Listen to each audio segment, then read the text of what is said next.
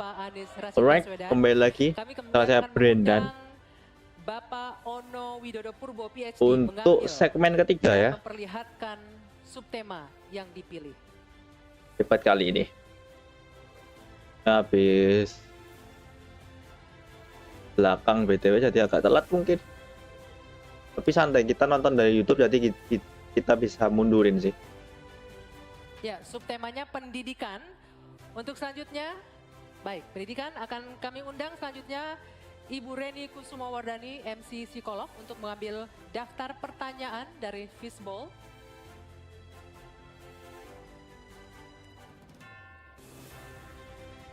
Oke, A. Bisa diperlihatkan ke moderator huruf A. Baik, ini pendidikan huruf A. Berikut ini posisi Sama amplopnya. bersin nggak jadi. Masih posisi tersegel, hadirin sekalian. Kayaknya pendidikan ya. Sekali lagi kami Segmen ingatkan ketiga. kepada calon presiden untuk mendengarkan secara seksama. Karena pertanyaan ini hanya akan dibacakan satu kali. Pertanyaan untuk calon presiden nomor urut 1, Bapak Anies Rashid Baswedan. Dengan subtema pendidikan. Tanggung jawab guru dan dosen makin berat. Namun kontribusinya kurang dihargai. Meskipun anggaran pendidikan mencapai 20% APBN.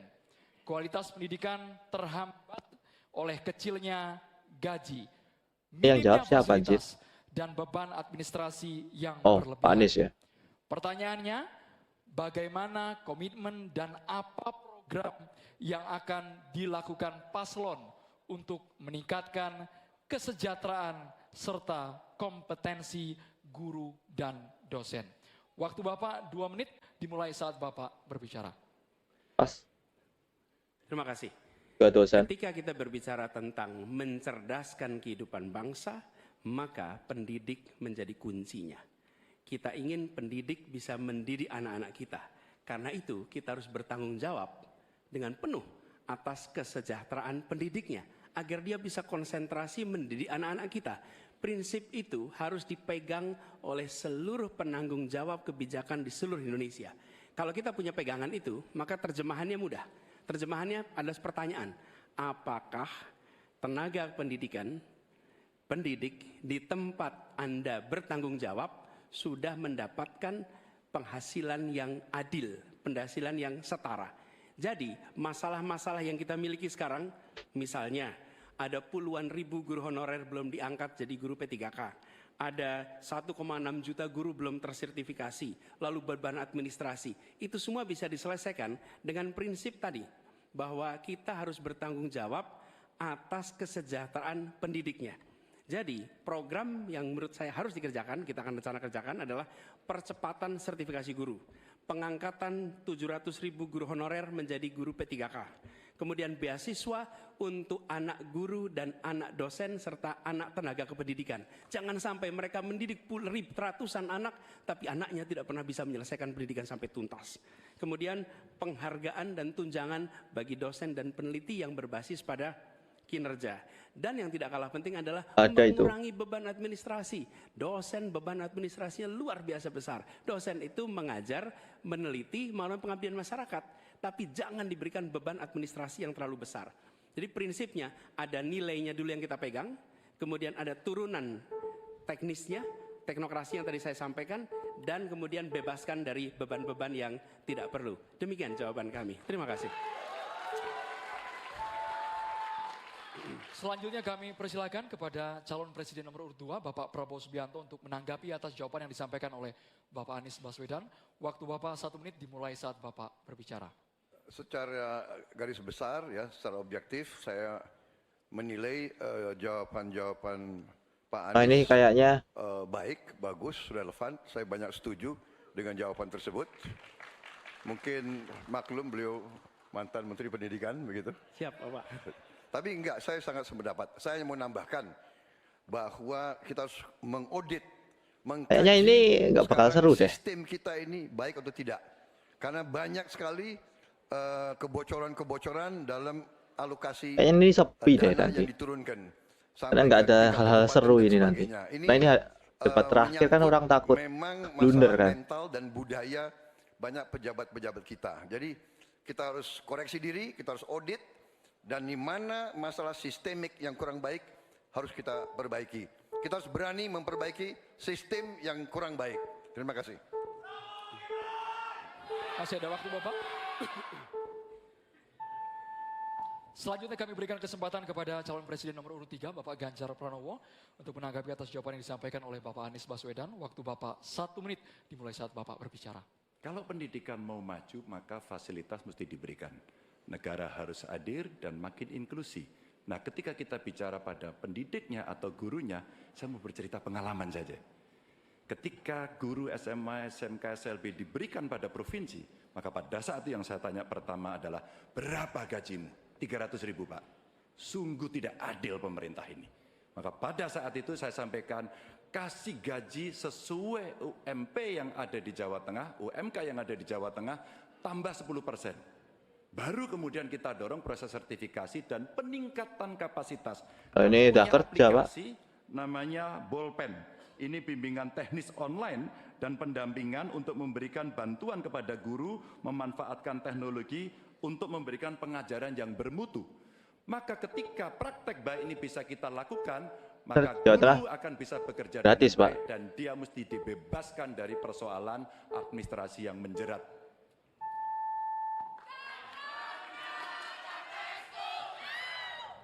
Selanjutnya, calon presiden nomor urut 1, Apa itu? Bapak Anies Baswedan, untuk merespon tanggapan dari calon presiden nomor urut 2 dan juga calon presiden nomor urut 3. Waktu Bapak 1 menit dimulai saat Bapak berbicara. Terima kasih Pak Prabowo, terima kasih Pak Ganjar atas kesepemahaman ya terkait persoalan ini. Dan memang kita harus melihat pengeluaran Memang di bidang jawabannya itu. pendidikan jangan dipandang sebagai cost, sebagai biaya, tapi pandanglah sebagai investasi. Karena itu negara jangan pelit kalau bicara tentang investasi di bidang pendidikan. Dan jangan pelit kalau sama guru. Jangan pernah kita memberikan yang seminim mungkin untuk guru. Berikan yang adil sehingga mereka bisa konsentrasi. Dan kami cerita sedikit yang kita kerjakan di Jakarta. PAUD, guru-guru PAUD mendapatkan hibah di Jakarta. Kemudian guru-guru agama kita berikan bantuan. Semua guru dan dosen di Jakarta bebas PBB rumahnya. Sebagai apa? Sebagai penghargaan dari negara untuk mereka. Jadi kita berikan dukungan kepada guru dalam artian status, dosen juga begitu, kemudian penghasilannya dan kehormatannya. Pandang ini sebagai investasi untuk Indonesia menjadi negeri yang tercerdaskan. Terima kasih. Baik hadirin dan juga pemirsa, kita beralih ke calon Lanjut. presiden nomor urut 2, Bapak Prabowo Subianto. Kami mohon kepada panelis untuk mengambil undian subtema di dalam fishbowl. Kami persilakan kepada Bapak Timbul Siregar untuk bisa menuju ke wadah yang telah tersedia. Sambil diperlihatkan Bapak kepada masing-masing calon presiden dan juga ke kami moderator. Apa itu? Kesejahteraan sosial dan inklusi. Selanjutnya kami mengundang Profesor Asep Saifuddin Jahar MA PhD untuk bisa mengambil undian daftar. Isinya ini lebih banyak Apakah ke huruf A, substansi B, ya. atau C, sambil diperlihatkan ke kamera, huruf C dengan subtema kesejahteraan sosial dan inklusi. Berarti A sama C ya. Ya. Jangan nanti Ini 0103 soalnya yang lolos. Sosial dan inklusi masih tersegel, Pak.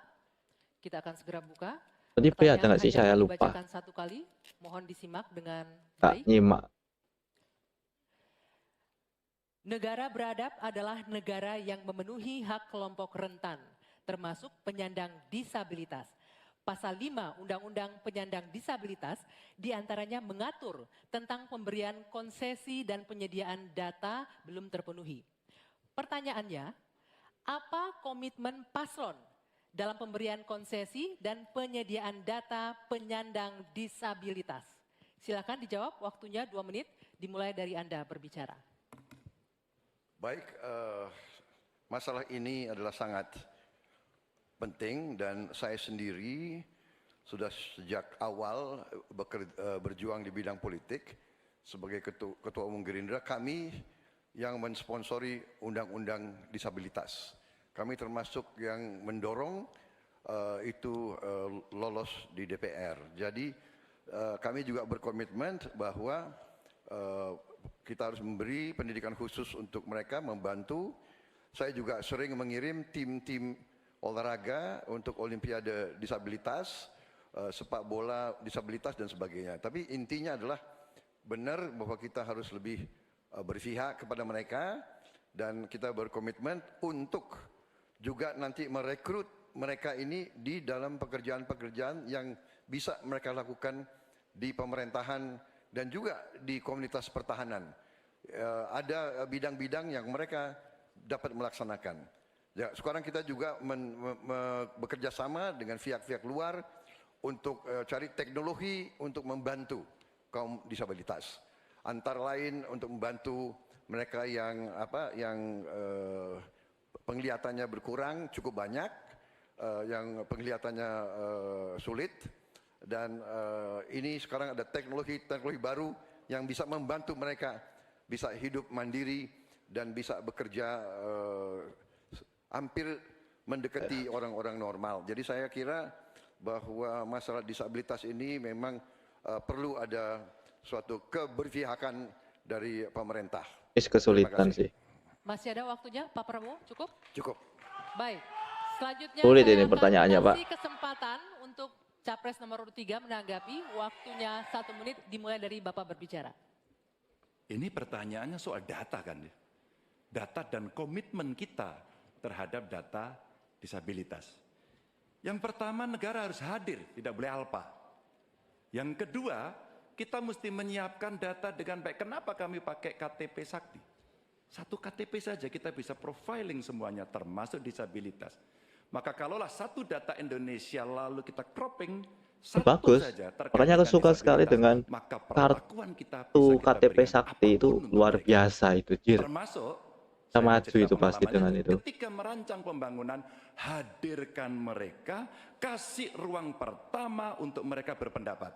Maka pada saat itu semua akan mendengarkan apa kebutuhan mereka. Itulah yang nantinya akan keluar menjadi kebijakan publik, apa yang mesti disampaikan kepada mereka sehingga no one left behind ini diberikan dan mereka akan mendapatkan apa yang dia inginkan. Gitu. Ya.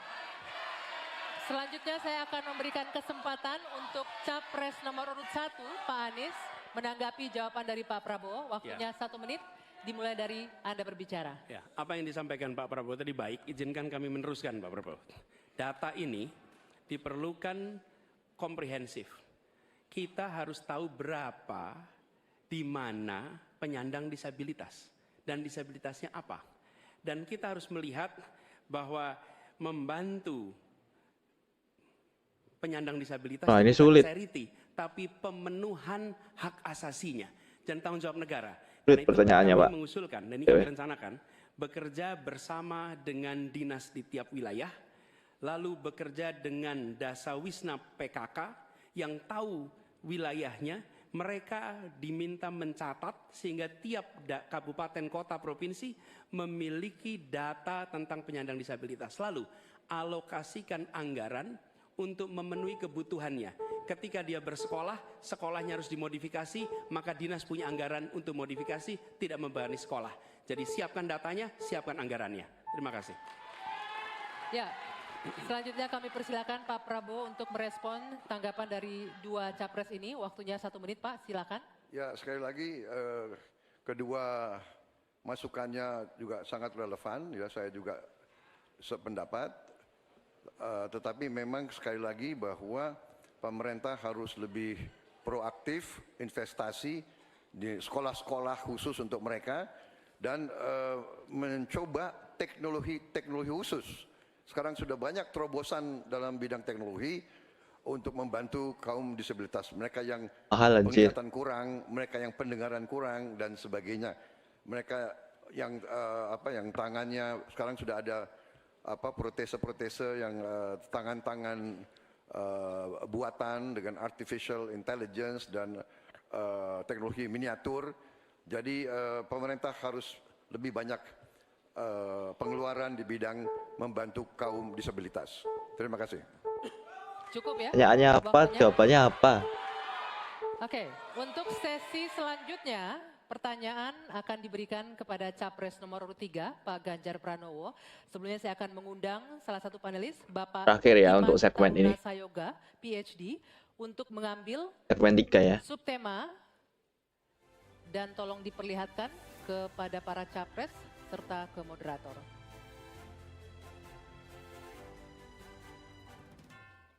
Untuk gimana? Ya, Ketenaga subtemanya ketenaga kerjaan dan selanjutnya saya mengundang Prof. Vina Andriani, Med PhD untuk mengambil undian daftar pertanyaan dari Fishbowl.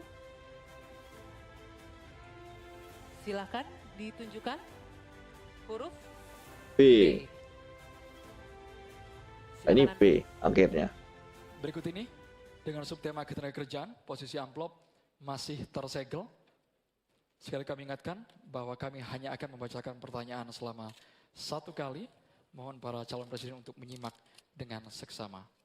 Pertanyaan ini ditujukan untuk calon presiden nomor urut 3, Bapak Ganjar Pranowo, dengan subtema ketenagakerjaan. Pekerja migran Indonesia tersebar di banyak negara. Di sana mereka banyak mengalami masalah, mulai dari masalah hukum, pelecehan, hingga kesehatan mental. Pertanyaannya, bagaimana strategi paslon menjamin keselamatan dan kesejahteraan pekerja migran Indonesia? Waktu Bapak 2 menit untuk menjawab dimulai saat Bapak berbicara. Silakan. Terima kasih.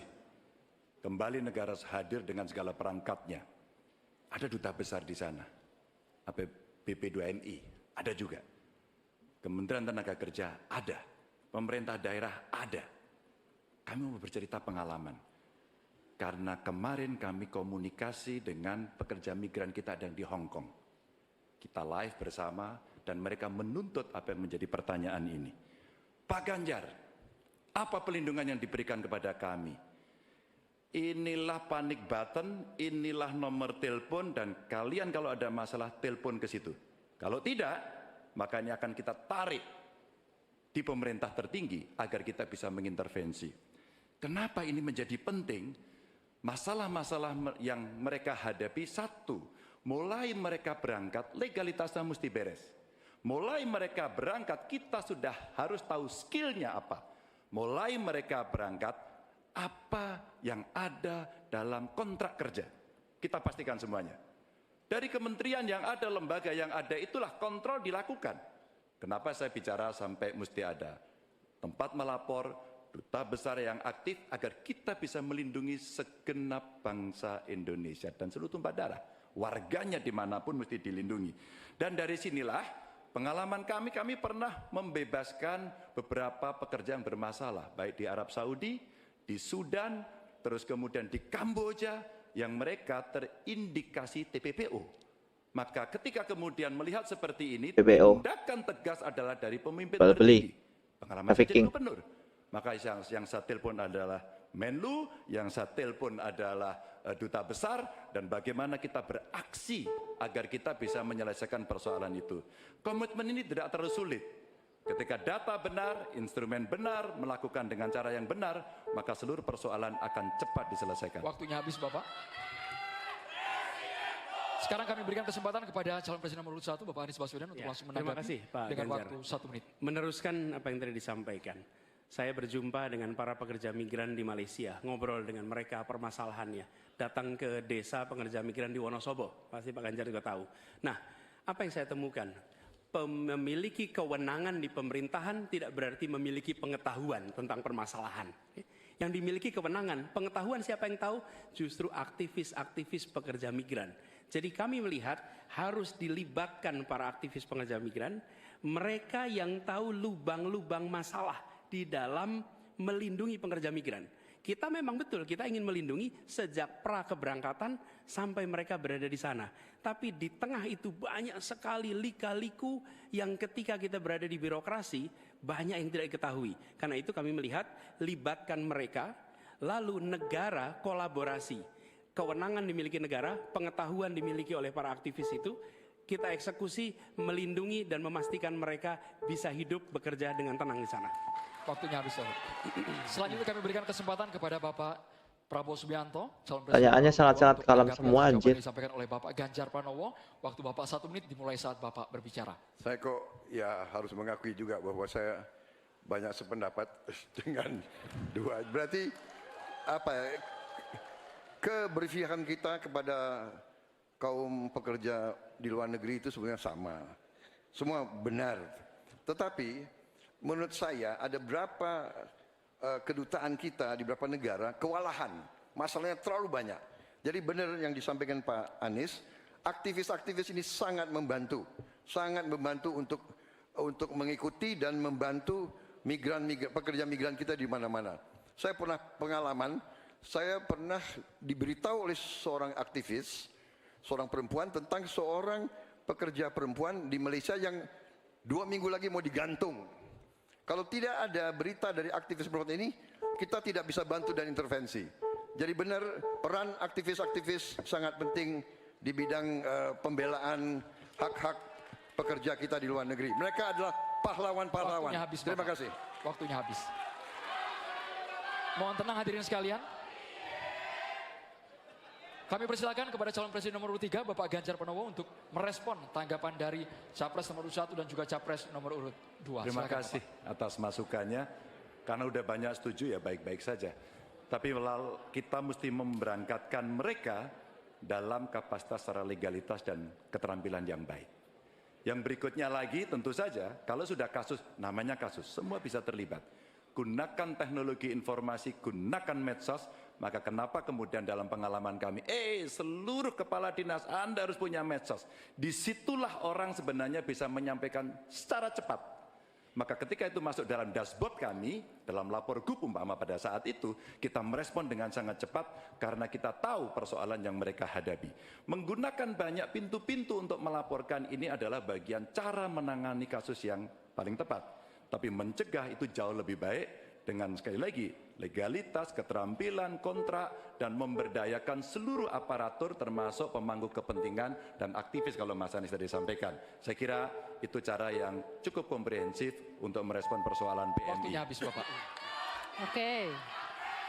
Sekarang boleh saya kasih waktu untuk PMI. memberikan tepuk tangan bagi ketiga. Oke, calon ini presiden. segmen Silakan. ketiga dan bisa dibilang berakhir. Kita lanjut ke Baik, dan juga kami segmen yang paling seru sih Capres habis untuk ini. kembali duduk ke tempat masing-masing.